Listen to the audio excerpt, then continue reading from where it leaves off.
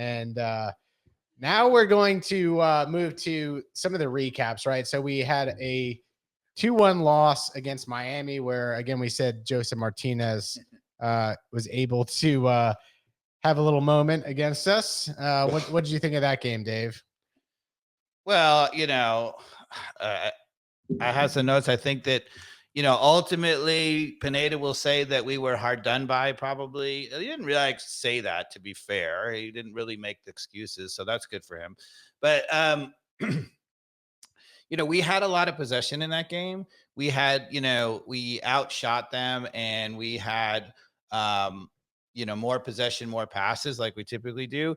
But expected goals were exactly equal.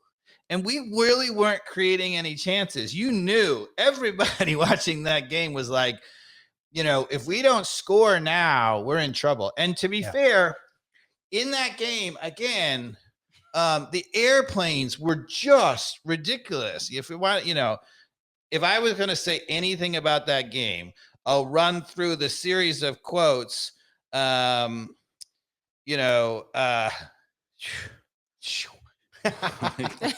love the moans and groans. It's like your logo on your shirt. This is an upside down period for the club, just like our logo there. It was absolutely nuts. And so the expected goals were equal at 1.52. We had an advantage in possession, 56-44. We led in shots 14-9, but we didn't have chances.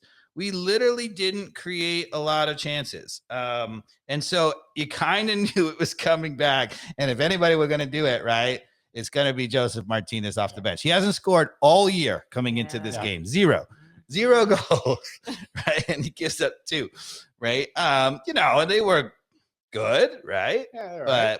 But first was the penalty kick. The second one, he got on, a nice classic, little quick movement in the box.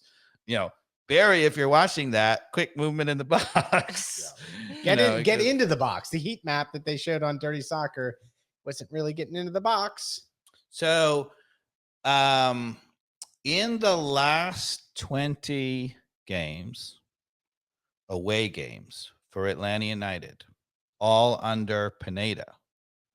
You want to take a guess? Here's my trivia question. Yeah. How many games have we won? What was the first on the road? The last 20 games, all under Pineda. Ooh, how many games have we won on the road? Yep. Out of 20, I'm gonna give us 3. Oh wow. Carmen, over under? I'll go over 3. Over 3. The answer is wrong. Oh. 2. Oh. 2 games. It's the lowest in MLS. I knew that we won only 2 games on the road. It can't be lower than 3. So they announced this.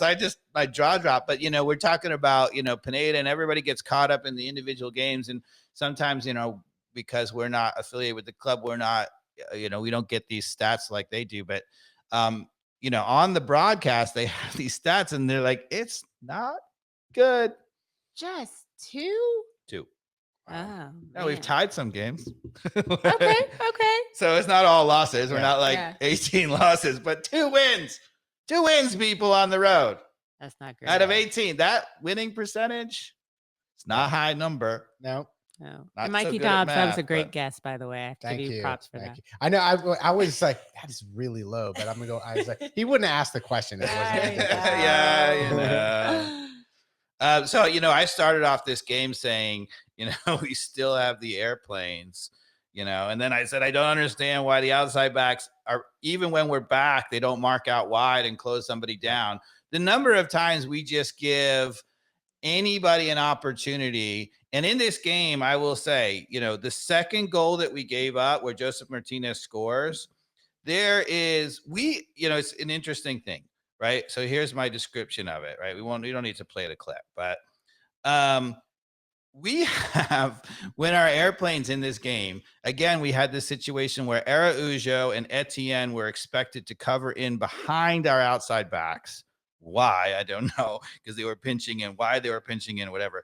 But anyway, I said, please stop making everyone else cover for our outside backs. Last year, it was center midfielders. This year, it's 2 of our starting 3 forwards. right? We have 3 across the front, and they're covering in behind their backs. But anyway, so that in this case, we turned over the ball. It was up the field. We had a really good situation, right? It was really good. It was a few minutes left. We are at that point we were down 1-0, right?